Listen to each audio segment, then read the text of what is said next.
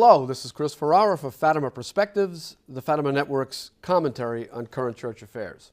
In previous segments, we've been discussing such things as the Synod of 2014 and the courageous opposition by Cardinal Burke and others to an agenda that was being advanced at this Synod, an agenda that would so-called open the church to gays and their orientation and the admission of Catholics who were divorced and remarried and thus living in a state of public adultery to Holy Communion.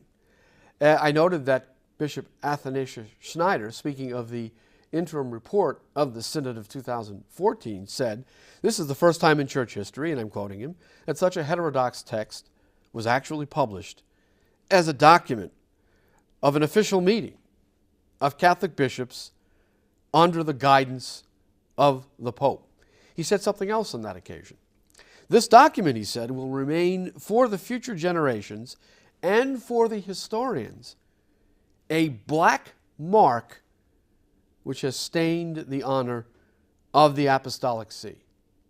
End quote. That's quite a statement coming from a bishop, a successor of the apostles. And yet, sad to say, the threat posed by the Synod in 2014 is being renewed with the upcoming second session of the Synod in October 2015.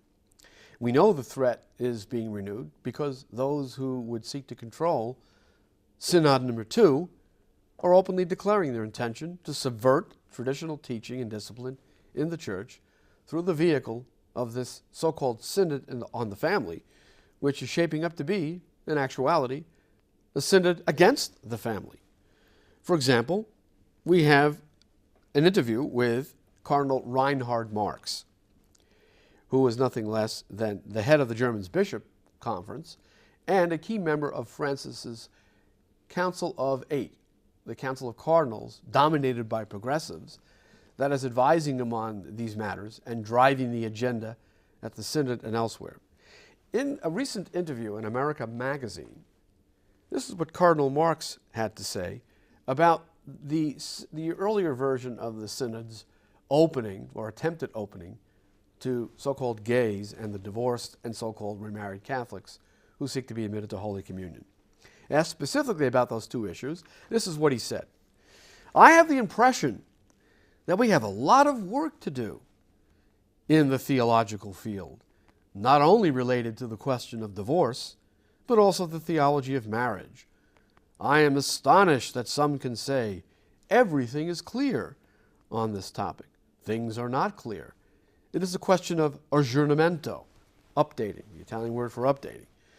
He went on to say, "to always adapt our doctrine to the gospel, to theology, in order to find a new way, the sense of what Jesus said."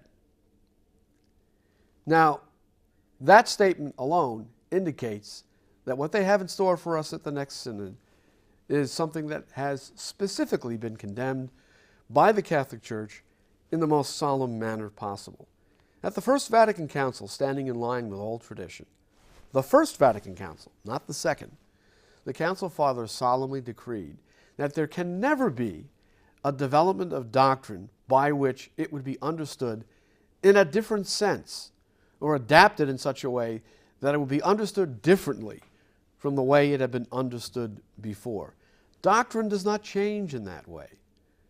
Doctrine cannot change in that way because it represents an eternal and objective truth revealed by God Himself, transmitted to us by the apostles in the form of sacred tradition, which cannot and does not change because the mind of God cannot and does not change.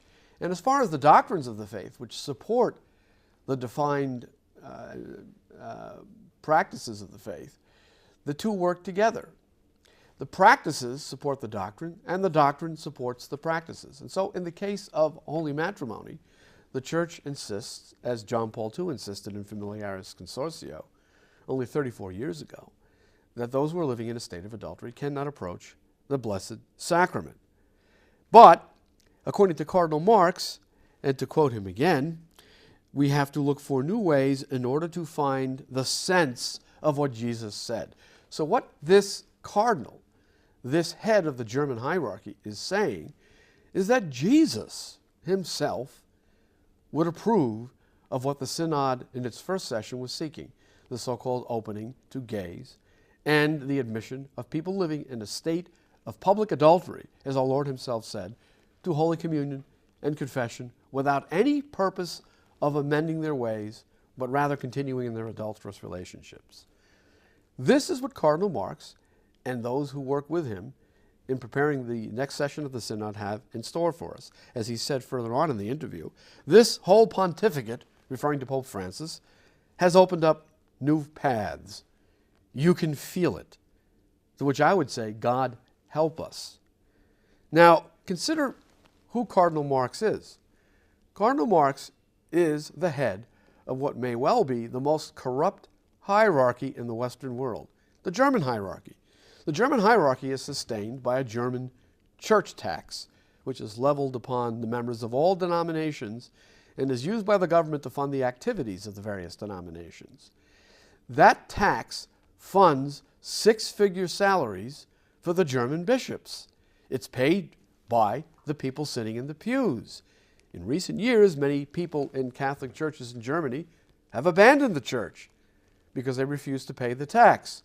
And what have the German bishops done? They've issued a decree, an edict, that those who will not pay the church tax are banned from receiving the sacraments in German churches. Effectively, these people are excommunicated for refusing to pay a tax that subsidizes the lavish lifestyles of the German bishops. This is nothing other than institutionalized simony, the sin of charging a price for a sacrament.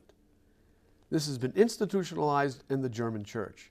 And yet Pope Francis is taking his guidance from Cardinal Casper, Cardinal Marx, and other progressive members of the German hierarchy. At the same time, he speaks of going out to the peripheries of the church, to where the faithful really are. And yet, the peripheries of the church, specifically the African countries and the African prelates, were barely represented at the first session of the Synod, and they were appalled by its outcome, especially by the outrageous suggestion in the interim report that the church could become open to the homosexual orientation as such and admit divorced and remarried Catholics living in a state of public adultery to Holy Communion. This idea of a church of the peripheries seems to be camouflage for actually getting into bed with a hierarchy at the very center of the Western Church in one of the most industrialized nations in the world for the purpose of subverting what the church of the peripheries, the African prelates in particular, are adamantly opposed to. The church's constant teaching on the indissolubility of marriage, in support of which, as John Paul II insisted, the church has always required that those living in a state of public adultery be barred from the reception of the sacraments unless they agree to abandon the adulterous nature of their relations. This is what we're looking for at the Synod in 2015. I liken it to the Titanic approaching an iceberg. And God help us if we hit that iceberg at the next session of the Synod. For Fatima Perspectives, this is Chris Ferrara. Thank you.